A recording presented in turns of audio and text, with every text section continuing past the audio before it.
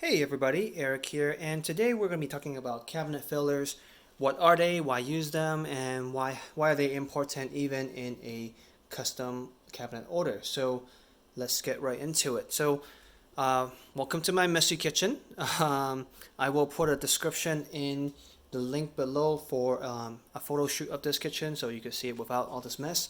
But yeah, so let's get right into the fillers conversation. So what are they? That one is simple. It's just plain pieces of wood. So in this scenario here, in this little filler here, we put a small profile, so you could see the edge right there. But essentially, it's any plain piece of wood. So usually when you order a plain filler, they do not come with any profile. This one happens to be an overlay filler, so that's why we have a edge on top. So in this kitchen, let's take a look at my kitchen here and where they are used. So we've got filler between the dishwasher and the cabinet here. We've got another filler over there between the two cabinets at the corner. And we have filler around the oven as well. On top, we've got fillers right against the wall there, so the door can rotate without scraping the wall. So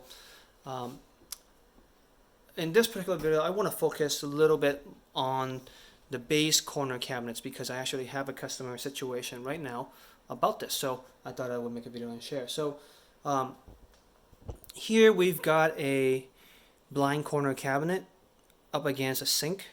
Now what a blind corner cabinet is essentially a, let me lower this camera here for a second. So this corner space, everything from the toaster to this water boiler here, that's all part of the area for a blind corner cabinet. So we have shelves underneath, and then you basically reach inside to grab your content inside. It's not the most convenient thing in the world, but a lazy Susan in my particular situation really wouldn't work because I have to have a sink here and dishwasher, and that's really all the space I have available. So I opted for blind corner with shelves in the bottom, a drawer on top for spatulas and things, and then on the opposite side, I have a similar situation. I have a drawer on top. Yes, that's Phil's Coffee. They're awesome. And no, we're not sponsored by them, but it's just my favorite coffee. And then below we have a magic corner pull out. So this thing swivels and makes life a lot easier to grab stuff that you use all the time. I made a separate video explaining the pros and cons of this, so link in the description to check that out if you want. But back to the fillers here. So why use them? Well, so looking at my dishwasher, we have a 24-inch KitchenAid here, 24-inch wide by 24-inch deep for the unit itself. And usually when people are talking about measurements, they're not talking about the dimensions of the door. So they're really just talking about 24 inches to this point where it sits flush with the cabinet box. Now, why is this important? So in my particular case, I have a 3-inch by 5-inch filler. So that's 3 inches from here, from the dishwasher to the edge. And then from the corner to here, it's 5 inches. So that is important because if I were to look from this direction, pulling this out, I want to make sure that my drawer front doesn't actually scrape on the handle here. So for the measurement specs here, just so we all have it, so for the door of the dishwasher, we are at 25 and I want to say half inch. This actually sticks almost maybe 25 and a quarter because I know my countertop is 1.25 inches deep. And then I measured this earlier. This to the front of the dishwasher handle, this was 27 3/4. So compared to the 24-inch spec, this is actually a 3 3/4 inch depth that's sticking proud from the unit itself. If I had gone with my blind corner cabinet all the way flush here at 24 inches without any filler space or pulling it out away from the wall, I would have been scraping along the side here of this handle, and actually it would be completely blocked. I wouldn't even be able to open it. So on paper, some might say, oh yeah, a 5-inch filler, that's really wide. I thought you were ordering custom cabinets and you shouldn't have to deal with this kind of stuff. Well, actually, yes, you do, because even though we're ordering custom cabinets, you still have to deal with operational clearances. And then turning around on the left side here, so on the left, we have a similar situation where we need to make sure that these doorknobs are cleared from this dishwasher. So my doorknobs here are 1.25 inches deep, and if I look at the top and bottom of these, they're actually not the same depth, because this handle on top is installed into the recessed portion of my door. So let me just lower my camera.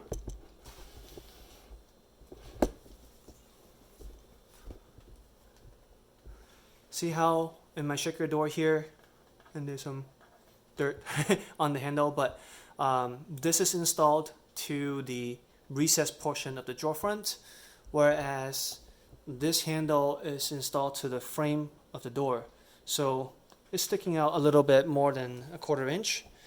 So when I'm doing my calculations here, I really need to measure from the front of the cabinet door, which is 3/4 thick beyond the 24 inches box, with the door bumper and hinges and all that. So sometimes they're really closer to 1 inch thick from the door, so 25, let's just say. And then we need to clear that from here. So one might say, Eric, how come you left so much room, and it looks like you still have 1 inch space in between? Yes, I do, and that's because we like to plan and design with a little bit of tolerance and buffer, because when I was designing this kitchen, I actually did not know what appliance I was going to get yet. So I thought it was better safe to have enough clearance than regret later and then have a whole drawer that I cannot use. So that's why I left it with a 3x5 corner in the corner between the dishwasher here. Now, when I say a 3x5, what I mean is from our standard 24-inch measurement. So, from here to here is 5 inches. And then from the cabinet box, let me lower this again.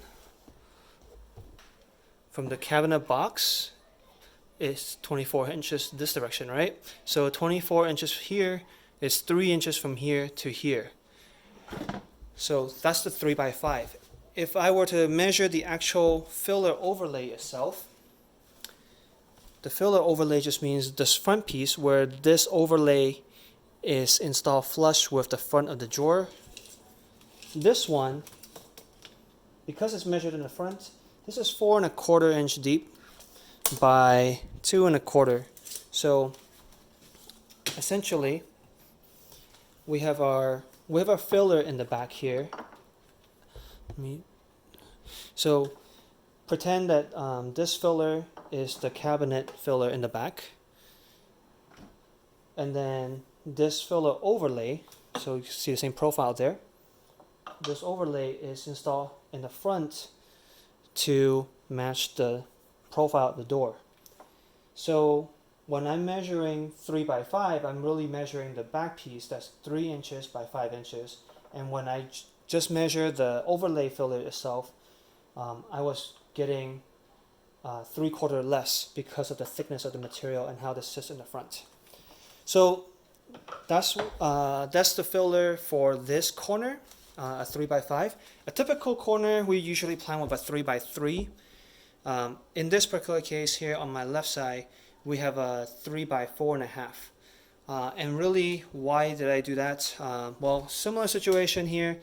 The 3x3 would have easily cleared the drawers. So here up top there's nothing to clear because it's a sink, so there's no handle. In the bottom, doors really tend to open past 90 degree. So if I were to look closer here, it can bang if I were slamming a door. Of course, we try not to do that. Our door typically opens, I think, 110 degrees or so. So on the opposite side, we do have a smaller filler here just because we didn't have enough space. And you can see that there's a little bit of bang there. So what I did was I just added a small little door bumper. So you can see that there's a small little bumper there to help prevent my door from scratching. So yeah, why do we do a 3 by 4.5 here?